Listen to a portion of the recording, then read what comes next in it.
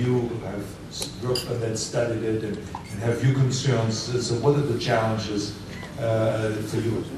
Some of the immediate challenges, thank you very much for the question. The immediate challenges which we've undertaken to do are to refurbish the Canadian Forces, give them the necessary tools that they need, and that includes not only equipment, but where they train, so military bases like 17 Wing here in Manitoba, and across the country, as in the United States and in Austria, other countries, giving them the capacity to do the important work that we ask of them.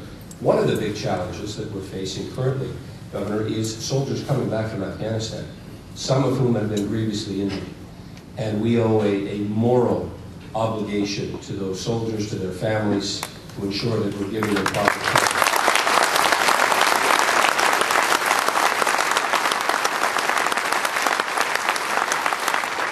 So it is a complicated process of preparation and trying to look out, not just in the next few years, but as you've said, 10 years, a decade from now.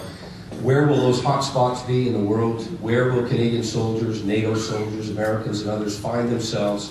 And what proper equipment and protection can we give them? And what is the longer term plan and vision to have that capability? And some would say that our countries are probably as close as any two nations on the planet. In fact, a relative of yours, John F. Kennedy, of course, described it in very eloquent terms.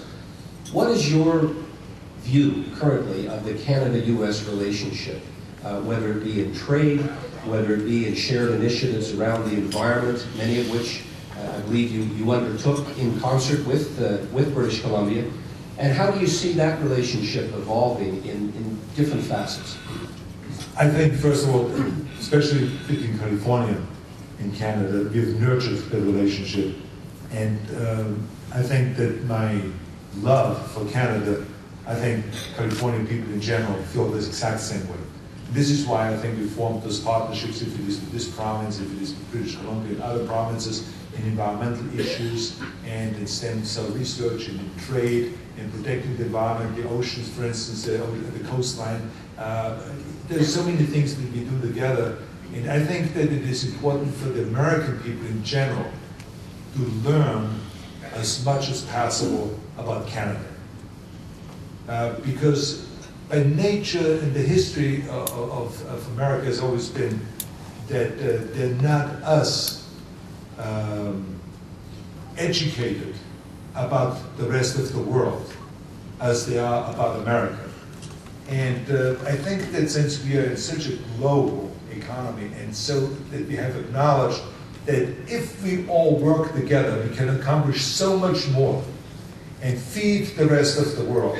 Get rid of the nuclear weapons that are still out there in the danger, the nuclear disarmament, reducing the greenhouse gases, helping each other with creating clean energy, green energy, renewables, and so on. So there's so many things that we have to do together, and that we must do together. So the more that the Americans learn about the rest of the world, about Canada, which is our neighboring country, and has been an unbelievable friend and a great neighbor, to work with Mexico, with the challenges that we have in Mexico, which, unbelievable challenges with American guns and weapons, machine guns, that are killing Mexicans, being shipped and smuggled down there.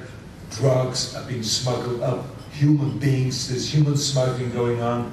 Then there's the illegal, the aliens coming in. There's all kinds of border violence. So there's other challenges. I think it's important for America to nurture those relationships, to help Mexico in the difficult times, to work with Canada, everyone working together, and to work with the rest of the world. So this is what, I think the California people definitely have an interest in working closely with Canada and continuing this great relationship.